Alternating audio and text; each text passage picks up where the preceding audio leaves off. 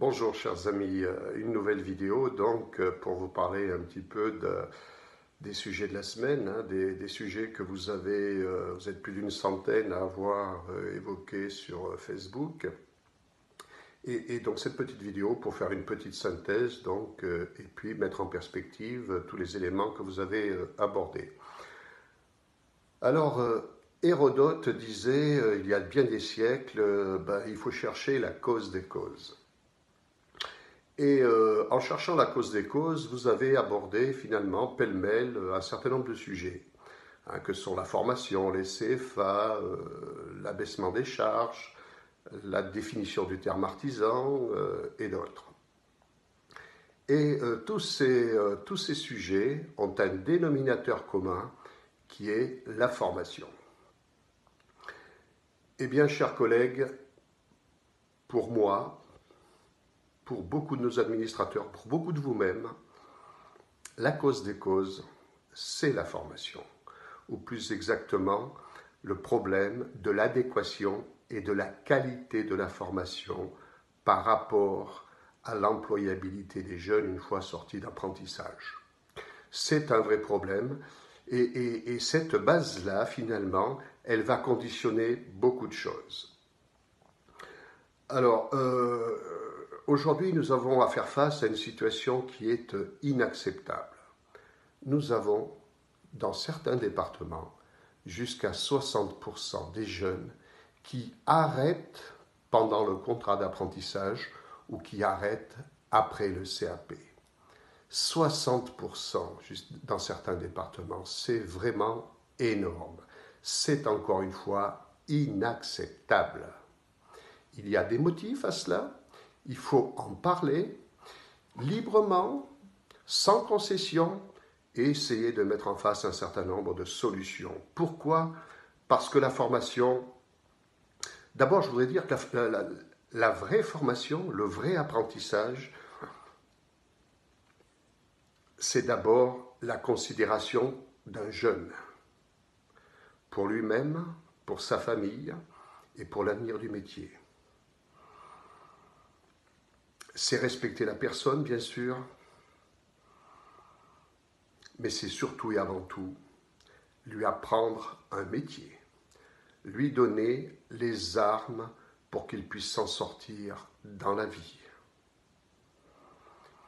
Donc, nous le voyons bien, aujourd'hui, l'apprentissage ne répond plus à ce double objectif.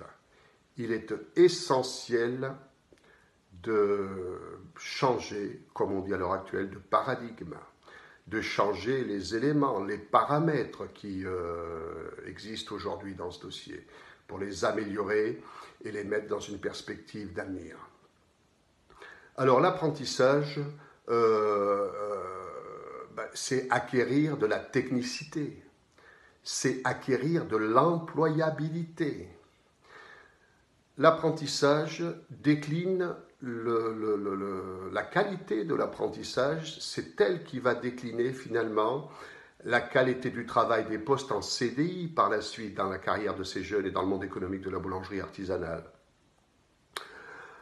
Ça décline aussi le futur niveau des salariés qui vont s'installer. Il est évident que s'ils partent avec un handicap en formation initiale, malgré une excellente formation continue, ils arriveront en tant que chefs d'entreprise avec un certain nombre de handicaps.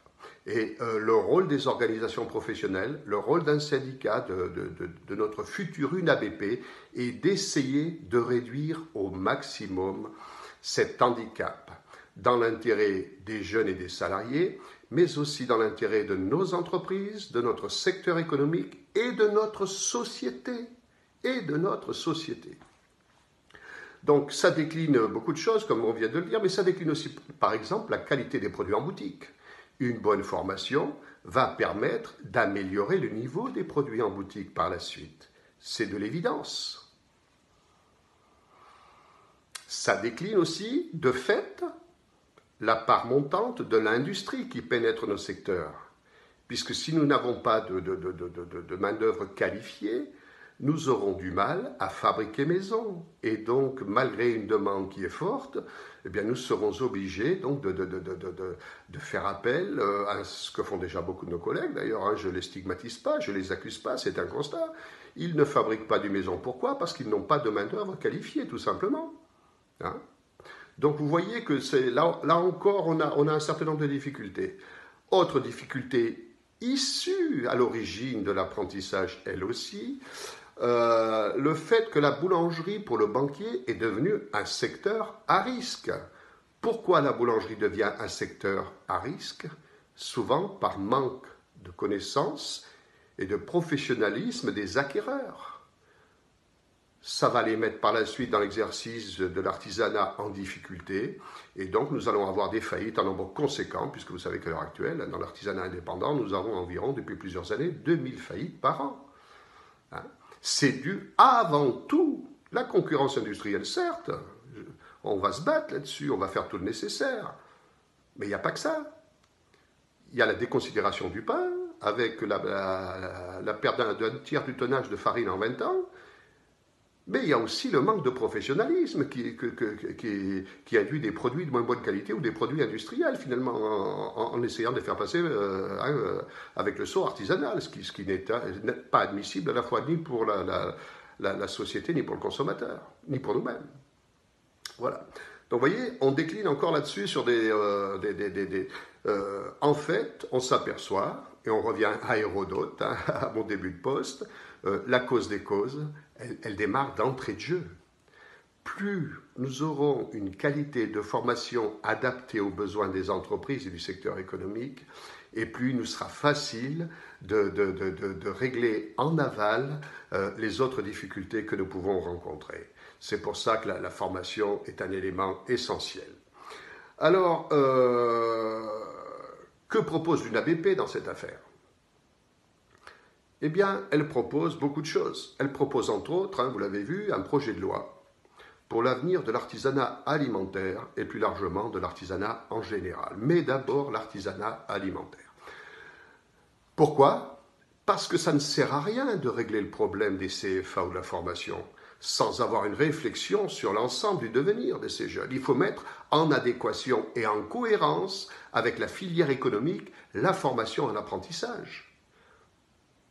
Même si on sait que ce n'est qu'un apprentissage et qu'il va falloir ensuite, là aussi, mettre en cohérence toute la formation qualifiante. Mention complémentaire, brevet professionnel, certificat de qualification, etc., etc. Donc tout ça ne peut se faire qu'à travers une loi qui précise finalement les nouvelles orientations, les nouveaux objectifs des CFA, de l'apprentissage. Les nouvelles missions et orientations et objectifs des chambres de métier. Le rôle des organisations professionnelles doit être redéfini dans cette affaire. La collaboration avec l'éducation nationale doit être elle aussi redéfinie. Ce n'est pas l'éducation nationale qui doit commander chez nous, même si elle a un rôle éminent, indispensable, qui doit être respecté, mais à sa juste place. Il ne s'agit pas que l'un ait un pouvoir d'hégémonie sur l'autre. Il faut trouver un nouvel équilibre. C'est pour cela que par le dialogue avec les pouvoirs publics, avec les ministères concernés, nous pouvons engager donc un certain nombre de réformes à travers une loi qui va quelque part nous assurer, nous mettre en perspective ce que va être notre avenir et dans lequel chacun pourra s'engager pleinement. Alors, vous avez abordé aussi le problème des charges. Vous savez que ça a été abordé donc, dans une vidéo précédente à travers donc, le statut particulier que nous souhaitons pour l'avenir de l'artisanat alimentaire singulièrement. Et nous souhaitons donc un abattement de charges sur le plan comptable. Il ne s'agit pas de supprimer des charges sur ça. Non. On fait un système très simple. Abattement de 20, 30, 40% des charges au plan comptable Et on affecte une partie de cet abattement à la revalorisation des salaires, puisque nous savons que c'est un problème aujourd'hui. Il faut rendre le métier attractif sans que ça ne coûte aux entreprises. Donc, comme nous avons un chiffre d'affaires égal 3 fois plus de charges que l'industrie, il est normal que nous ayons un abattement et il faut nous battre pour ça. Et c'est ce que nous allons faire donc aussi au sein de l'UNABP. Voilà un petit peu ce que je voulais vous dire. Il faut redéfinir des missions, des objectifs en toute transparence parce que nous sommes engagés dans une pente négative et il nous faut maintenant arrêter le déclin et remonter la pente tout doucement pour essayer de pérenniser l'avenir du secteur artisanal qui est quand même quelque chose d'assez extraordinaire en France. Voilà. Donc, vous avez abordé tous ces sujets-là. Voilà un petit peu l'idée. Il n'est pas possible de répondre concrètement dans le détail puisque ça nous prendrait trop de temps. Je suis déjà à 10 minutes de vidéo et c'est difficile.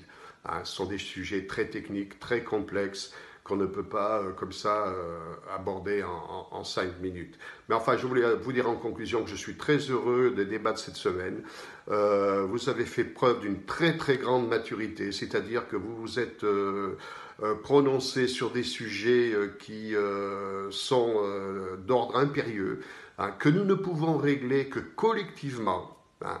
On ne pourra pas être d'accord sur tout. Il ne faut pas qu'on soit d'accord sur tout. Il faut simplement qu'on se respecte et que sur les sujets centraux, essentiels, que nous ne pouvons que régler de façon unie, groupée, par un dialogue avec les pouvoirs publics, il faut que sur cette colonne vertébrale-là, nous soyons solides, solidaires, et après, on respecte tous les débats, et on a le droit d'avoir des points de vue différents sur ce qui est, je dirais, d'ordre plus secondaire, en fait, même si c'est important au quotidien dans les entreprises, parce que là, vous pouvez agir seul. Nous sommes là pour ce que nous ne pouvons que faire ensemble. Et nous progressons de ce côté-là, et soyez remerciés de la maturité que vous avez eue cette semaine, parce que vraiment, c'est encourageant. Nous avons une belle aventure à vivre ensemble, continuons le combat, et je suis persuadé que nous allons y arriver. À très bientôt, je vous souhaite une bonne journée. Au revoir.